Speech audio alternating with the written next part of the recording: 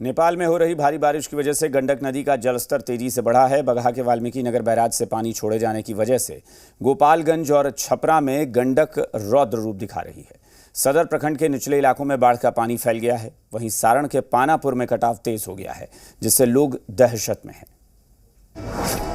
नेपाल में भारी बारिश से गंडक उफनाई, मैदानी इलाकों में गंडक का पानी घुसा, गोपालगंज और सारण में संकट मंडराया।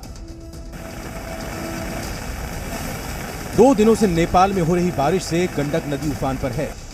बगहा के गंडक बराज से पानी छोड़ने का सिलसिला जारी है, जिसका नतीजा अब मैदान में नजर आ रहा है। गोपालगंज में सदर प्रखंड का निचला इलाका पानी में घिर गया है। रामनगर, जागीरी टोला, मकसूदपुर गांव में गंडक का पानी घुस गया है। सड़क और स्कूल में पानी भरा हुआ है।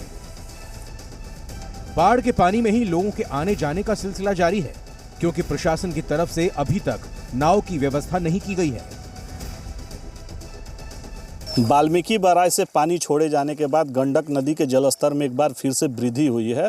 हम अभी मौजूद हैं सदर प्रखंड के रामनगर में। तस्वीरों में आप देख सकते हैं ये रामनगर का हाई स्कूल है, मिडिल स्कूल है, जो पानी के से घिर चुका है। स्कूल कैंपस में पानी लगा है। स्कूल चारों तरफ से पानी से घिरा है। खेती है जो प्रभावित हुआ है, माल मवेशी प्रभावित हुए हैं। वहीं सदर प्रखंड के 3 गाँव जो हैं बाढ़ से प्रभावित है, बाढ़ से घिर चुके हैं। खाने पीने की व्यवस्था नहीं है, कोई नाम नहीं मिला अभी तक। सरकार से कुछ नहीं मिला। कैसे आ जा रहे हैं पानी में? ऐसे जा रहे थे, राशन पानी लाने के लिए, थोड़ा तेल तासन लाने के लिए जा रहे थे। पानी पार करके? हाँ। कितना पानी पार करना पड़ा? इतना पानी का कमर भर। चारों बगल से पानी से घिरा है। हम लोग को कोई भी सामान मतलब सरकार की तरफ से कोई भी व्यवस्था नहीं मिल रहा है, ठीक है। तो हम लोग सामान लाने जा रहे हैं, लोग मार्केट पूरे जान मतलब जोखिम में करके इतना सारा मतलब पानी का बहाव है, और इसी में कोई आदमी का मतलब जान चला जाए तो सरकार जान ला कर देगा। उधर गंडक नदी का दबाव सारण के तटबंधों पर पड़ने लगा है।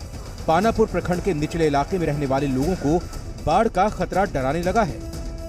पानापुर के भगवानपुर सरौंजा के पास बांध पर गंडक का दबाव बढ़ने लगा है। पौराणिक मठिया कटाव के किनारे है। हालांकि कटाव रोकने के लिए प्रशासन की तरफ से काम किए गए हैं। हम हैं अभी सारण जिले के पानापुर प्रखंड के सरौजा भगवानपुर में, और आप हमारे पीछे जो तस्वीर देख रहे हैं ये गंडक नदी है। और कटाव का जो स्थल इस बार सारण जिले में चिन्हित किया गया है वो यही सरौजा भगवानपुर का ये मठ है, जिसको आप देखेंगे कि बाढ़ नियंत्रण के विभाग के द्वारा जो है मिट्टी और बोरी लगा के जो है कटाव को नियंत्रण करने का प्रयास किया गया है। जिस तरह से गंडक नदी ने अपने तेवर बदले हैं, उससे मैदानी इलाके में बाढ़ का खतरा मंडराने लगा है। खासकर सारण और गोपालगंज के इलाके में गंडक नदी से खतरा बना हुआ है। ब्यूरो रिपोर्ट, जी मीडिया। रक्सौल के सुगौली प्रखंड के आधा दर्जन पंचायत बाढ़ से प्रभावित हैं। बूढ़ी गंडक नदी के जलस्तर में वृद्धि होने से सुगौली प्रखंड के दर्जनों गांव प्रभावित हो गए हैं। वहीं नगर पंचायत के विष्णुपुरवा और आमिर खान टोला के साथ साथ कई अन्य मोहल्लों में भी बाढ़ का पानी प्रवेश कर गया है, जिससे सुगौली प्रखंड मुख्यालय से रघुनाथपुर पंचायत का संपर्क टूट गया है। लाल परसा से तिल झपकी को जोड़ने वाली सड़क भी टूट गई है, जिससे आवागमन प्रभावित हुआ है। नेपाल में हो रही भारी बारिश की वजह से खतरा सिर्फ बिहार को ही नहीं है, बल्कि पानी का प्रलय नेपाल में भी टूटा है। सप्तकोशी नदी का बांध टूट गया है, जिससे नेपाल के पूर्वी इलाके के कई हिस्से जलमग्न हो गए हैं। खतरा बिहार पर भी मंडराने लगा है। मुजफ्फरपुर में बागमती का कहर टूटा है।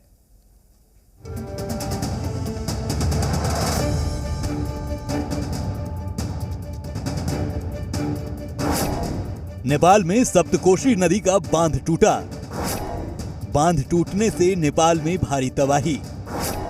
मुजफ्फरपुर में बागमती नदी का कहर। नेपाल में हो रही भारी बारिश का खामियाजा सिर्फ बिहार ही नहीं भुगत रहा है, बल्कि तबाही नेपाल में भी मची हुई है। नेपाल में सप्तकोशी नदी का बांध टूट गया है, जिससे पूर्वी इलाके के कई गांव पूरी तरह से जलमग्न हो गए हैं। लोग पलायन कर रहे हैं, ऊंची स्थानों की ओर जा रहे हैं, और आशंका जताई जा रही है कि सप्तकोशी का पानी बिहार को भी प्रभावित कर सकता है। कई इलाके इसके जद में आ सकते हैं। उधर बारिश के बाद बागमती नदी भी उफनाई हुई है। मुजफ्फरपुर के गायघाट के कई गांवों में बागमती का पानी घुसा हुआ है। मिश्रौली गांव के सैकड़ों परिवार बाढ़ की पानी में घिरे हुए हैं। 20 जून को ही टूटे बांध को ठीक किया गया था, लेकिन बांध को ठीक करने का फायदा नहीं मिला। कितना आदमी को तबीयत खराब हो गया बीच में कि हमने सीओ साहब का भी बोले कि सर कुछ ध्यान दीजिए कि आदमी का तबीयत खराब हो रहा है। फिर 2 दिन पहले से इतना बारिश हुआ, बाढ़ का इतना पानी आ गया है, नदी का तूफान कि वो पलट के पानी फिर पूरे गांव को दहा दिया है। हमने सभी आदमी को कल से बोल रहे हैं मगर कोई कार्रवाई नहीं हो रहा है। इसी तरह डेली हेल के जाते हैं डेली हेल के आते हैं। इसी तरह पानी है तो क्या करें। हाँ, पानी में रात में भी हिलते हैं। रात में भी हिलते हैं। अच्छा, पानी बहुत दिन से है। पानी कम से कम इसमें 5-7 रोज से। दरअसल नेपाल में भारी बारिश के बाद नदियों के जलस्तर में तेजी से बढ़ोतरी दर्ज की गई है। यही वजह है कि नेपाल से निकलने वाली नदियां किनारा छोड़कर गांव की ओर मुड़ने लगी है। ब्यूरो रिपोर्ट, जी मीडिया। बिहार में 2 दिनों तक अच्छी बारिश के बाद मानसून कमजोर पड़ गया है, जिसके बाद से किसान परेशान हो गए हैं। मानसून